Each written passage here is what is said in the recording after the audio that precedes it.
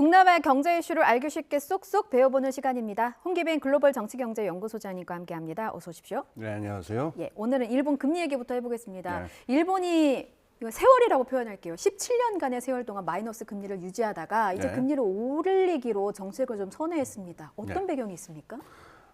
물가가 오르기 시작했다라고 하는 게 아주 중요합니다. 예. 그동안 이제 17년간을 말씀하셨는데 좀 더 길게 얘기를 할 필요가 있을 거예요. 예. 잃어버린 뭐 30년이라는 말을 늘 쓰고 그러는데요. 그렇죠. 이게 참 재미있습니다. 뭐냐면은 이게 2000년대 초까지만 하더라도 일본의 90년대를 잃어버린 10년 그랬다가 그렇죠. 2010년대가 되니까는 잃어버린 20년 그랬다가 네. 이제는 잃어버린 30년 이렇게 얘기하는데 30년 1990년대 이후로 계속 일본이 어떤 가장 심각한 문제가 네. 디플레이션이었어요.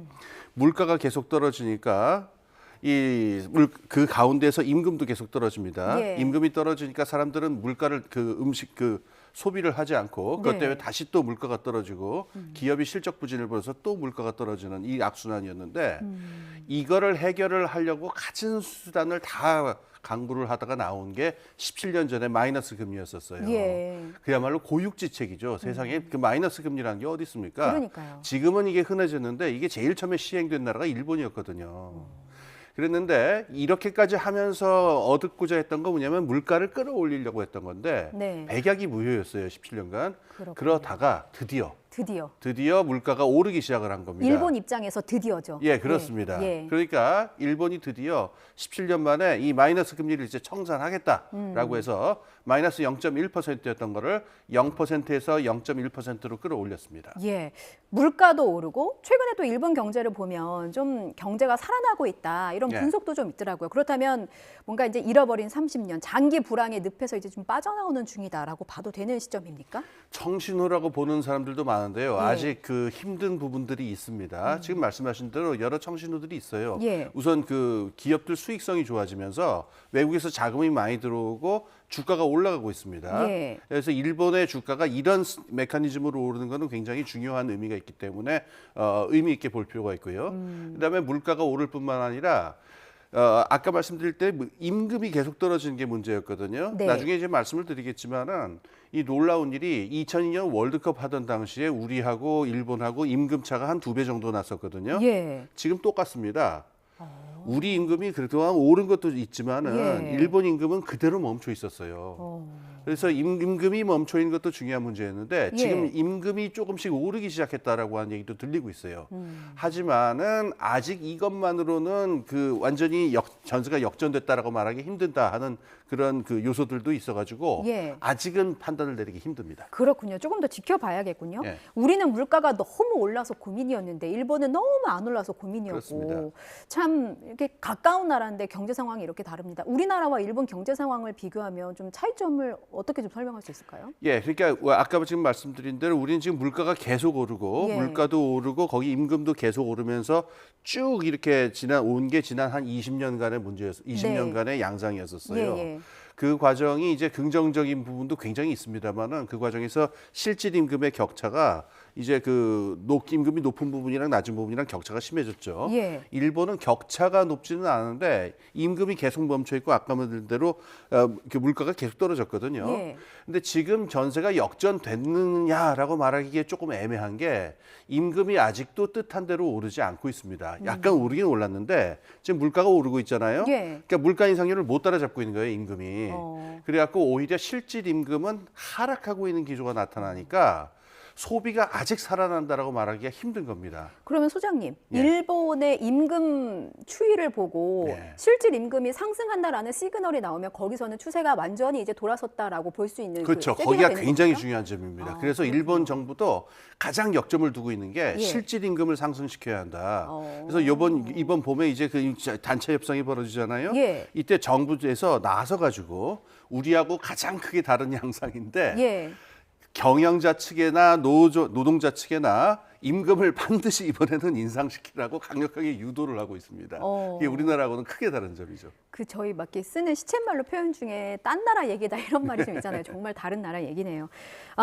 한동안 한동안 일본으로 여행 가시는 분들이 정말 많았습니다. 엔화가 많이 떨어졌었잖아요. 그런데 이제 엔화 강세를 예측하는 분들도 나오셨습니다. 이게 이제 엔화가 강세로 돌아설까요?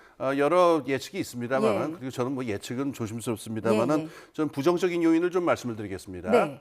그러니까 지금 말씀드린 거는 그 엔 캐리 트레이드라고 하는 그 메커니즘에 의한 건데요. 네. 지금까지 엔화의 그 대치 금리가 너무 낮으니까 국제 투자에서는 어떤 일이 벌어졌느냐, 싼 값으로 일본 돈을 빌려가지고 이걸 달러로 바꾼 다음에 그 달러로 그 아시아에 있는 한국이라든가 중국 등의 나라로 투자하는 요런, 그러니까 엔을 움직여가지고 그 거래를 한다, 엔 캐리 트레이드가 벌어졌는데 예.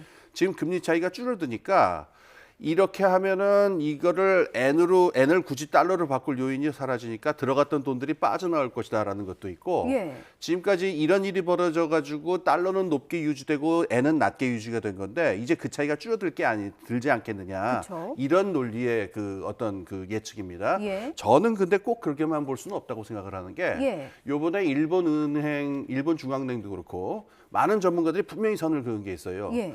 요번에 금리를 올린 거는 마이너스 금리 국면을 청산하는 것이지 예. 금리를 계속 올리겠다는 얘기는 아니다.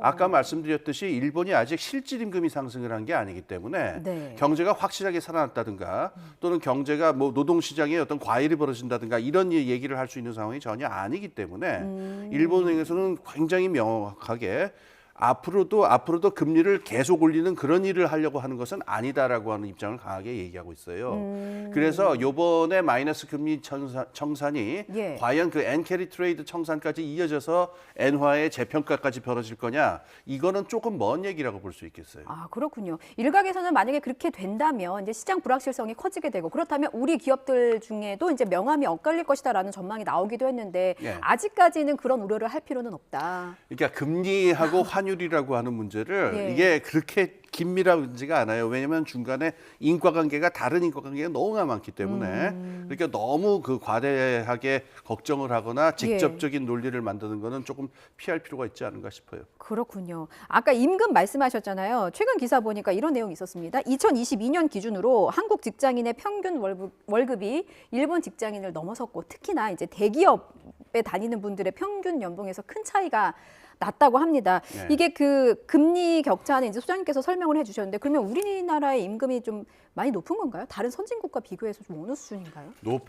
아직도 그러니까 높다라고 말할 수는 없는데 네. 그 임금은 그냥 단순히 액수만 갖고 비교를 하면 안 되고요. 네. 노동 생산성 문제하고 봐야 됩니다. 어. 그러니까 임금을 원칙적으로는 임금이라고 하는 건 노동 생산성에 일치해서 그 주어지게 돼 있으니까 예. 그 나라 노동 생산성이 높다라고 한다면 임금도 높아야 되는 거고 예. 낮으면 낮다라고 그러는 건데, 우리나라나 일본 같은 경우에는 노동 생산성이 다른 OECD에 우리가 보통 비교하는 다른 나라보다 노동 생산성이 아직 그렇게 높지가 않아요. 그래서 그 점을 감안하자면은 일본이나 한국이나 그렇게 높은 임금이다라고 말할 수는 없겠죠. 그 점만 보면은. 하지만 명목 액수를 보자면은 우리나라 경우에는 지난 20년간 굉장히 급격하게 임금이 올라갔다라는 점만큼은 꼭 기억을 할 필요가 있습니다. 아, 그렇군요. 알겠습니다. 지금 일본 금리 얘기했는데 미국 금리도 짧게 짚어보자면, 미국이 이번에 금리를 동결했습니다만 이제 올해 안에 세 차례 인하를 할 것이다라는 기조는 다시 한번 예. 확인한 상태잖아요. 미국은 내리고 일본은 마이너스 금리를 청산하고, 이것이 이제 세계 경제에 좀 미친 영향이 있을지, 우리는 어떤 영향을 받을지도 한번 짚어보면 좋을 것 같아서요. 예, 그러니까 우리가 아무래도 미국이 금리를 올리면서 예. 이 고래 싸움에 새우등 터진다는 말처럼 우리도 계속 금리를 올리고 많은 분들이 고통을 겪으셨죠. 예. 근데 올해 지금 요번에도 동결을 했어요. 예. 동결을 했고 미국이 지금 올해는 빠르게 좀 분명히 금리를 내리지 않을까라는 예측은 그 전부터 있었습니다. 심지어 2022년부터 24년경이 되면은 금리가 내려가기 시작할 거다라는 예측들이 있었거든요. 네. 2년 정도면 인플레가 잡힐 것이다. 예. 미국의 인플레가 잡힌다는 예측이 맞습니다만은 최근에는 그다지 쉽게 잡히지 않는다라는 얘기가 또 있으니까 금리 인하의 시점이 계속 미뤄지고 있긴 해요. 예. 하지만 요번 발표 때 이제 그 미국의 연준 위원들이 투표를 해가지고 나오는 올해 연말에 금리가 어떻게 될 거냐, 그 기준의 그 그것의 그 중간값을 보게 되면은 예. 4.6% 정도로 변하지 않았어요. 그러니까 올해 0.25%씩 3번 정도 인하를 할 것이다라고 하는 예측이나 뭐 약속에 가까운 거죠. 예. 이건 변하지 않았으니까 올해 안에 금리 인하는 미국의 경우에 벌어질 것이라고 보는 게 합리적입니다. 그렇군요. 한미 금리 차 여전히 2%포인트잖아요. 예. 만약에 이제 미국이 그렇게 예상은 하긴 했습니다만 이제 그 미래의 일은 어떻게 될지 모르니까 만약에 예. 우리의 예상보다 미국의 금리 인하가 조금 더 늦춰진다면 예. 우리나라는 어떤 영향을 받겠습니까? 우리나라도 좀 더 뭐 그러면은 그 영향을 받긴 하겠습니다만은 우리나라로서는 사실 숨통이 많이 트이는 거예요.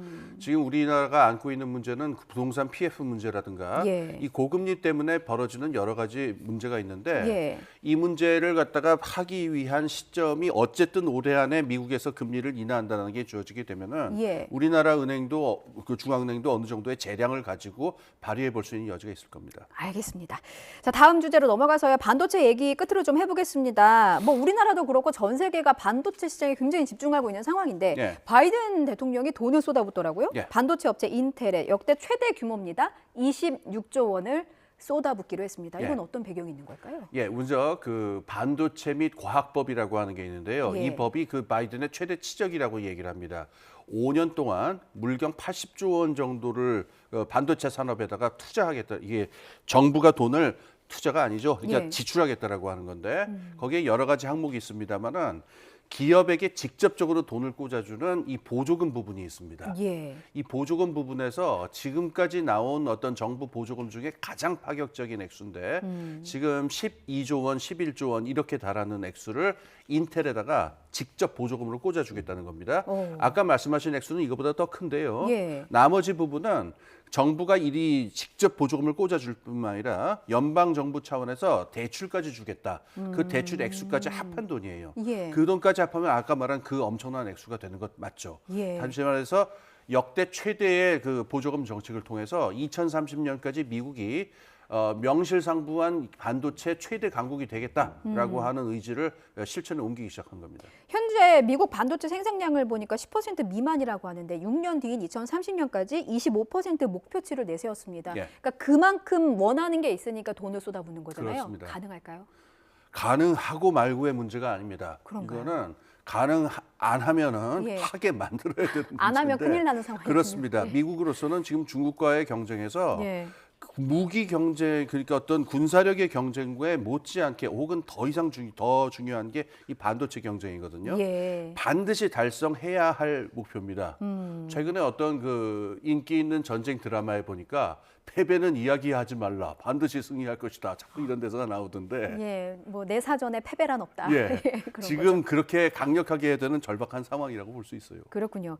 이 보조금 수혜를 받는 기업이 인텔만은 아니고 우리나라의 삼성전자도 있고요. 타이완 TSMC도 있더라고요. 예. 보조금 지급 계획이 조만간 발표될 예정이라고 하는데 우리는 그렇습니다. 얼마나 받게 되겠습니까? 삼성에 지급될 그 액수가 한 80조 원 정도라고. 예. 죄송합니다. 8조 원 정도라고. 8조 원? 예, 그다음에 TSMC로 가게 될 액수가 한 7조 원 정도가 될 것이다. 이렇게 예측이 되니까 예. 아까 말한 인텔에는 못 미치는 액수지만 이것도 굉장히 큰 액수죠. 그 전에 미국의 보조금 지급 그 전례를 보게 되면 아주 큰 액수고 여기에 화답하기 위해서 아마 삼성이나 TSMC나 미국에 대한 투자 액수를 좀 더 늘릴 것이다라고 하는 관측이 많은데 이러면 미국 입장에서 보면 선순환이 벌어지는 거죠. 예. 투자해서 보조금을 주고 그러니까 투자 액수가 또 늘어나고 또 이렇게 맞으면은 당근과 당근이 엮이면서 이 액수가 늘어나는 그런 양상입니다. 그렇군요. 세상에 공짜는 없다는데 만약에 이제 8조 원을 투자한다고 하면 그만큼 바라는 것도 있을 테고 삼성도 이제 투자를 할 수밖에 없겠죠. 그렇죠. 그렇다면 미국이 이렇게 삼성에 투자를 하는데 우리나라는 뭐 하지? 라는 예. 생각이 들었습니다. 근데 우리 정부는 미국만큼의 그런 투자는 좀 미흡하다라는 지적이 있어서요. 최근 언론을 보면 그런 지적들이 있어요. 우리나라는 뭐 하는 거냐? 지금 미국에서 8조씩 주고 있는데 예. 뭐 그 얘기도 들어볼 필요가 있고 우리가 그 지원하는 것도 중요한데 반대쪽 이야기도 있습니다. 예. 작년 재작년에 그걸로 정부에서 논란이 많았어요. 반도체 밀어줘야 되는 거 아니야? 그랬더니 답은 뭐였냐면 네. 이미 할 건 다 하고 있다라고 하는 게 이 정부 일각에서의 답이었었어요. 그러니까 지금도 지원을 안 하고 있는 것은 아닙니다. 그러니까 이게 다른 국민 경제의 다른 부분들하고 균형을 맞춰서 예. 정부의 균형 재정이라든가 여러 문제를 합쳐봐야 되는 거니까 이렇게 뭐 단순하게 판단할 일은 아니고 양쪽 얘기를 잘 들어봐야 되겠죠. 예. 그만큼 반도체가 중요하기 때문에 이제 여러 관심들이 쏟아지는 것 같습니다. 반도체 패권이라는 말도 있잖아요. 끝으로 반도체가 앞으로 우리 산업에 얼마나 중요한지 한 번만 더 짚어주신다면. 시간이 없으니까 그냥 한 문장으로 표현하겠는데 예. 반도체를 21세기의 석유라고 해요. 20세기 산업이 석유 없이 다가 없으면 다 정지됐던 것처럼 그렇죠. 21세기의 산업은 반도체가 없으면 다 정지됩니다. 그러니까 지정학적 중요성을 가진 물건이다. 이렇게 생각하시면 되겠습니다. 그 한마디로 오늘 출연 정리하겠습니다. 지금까지 홍기빈 글로벌 정치 경제 연구소장이었습니다. 말씀 잘 들었습니다. 네, 감사합니다.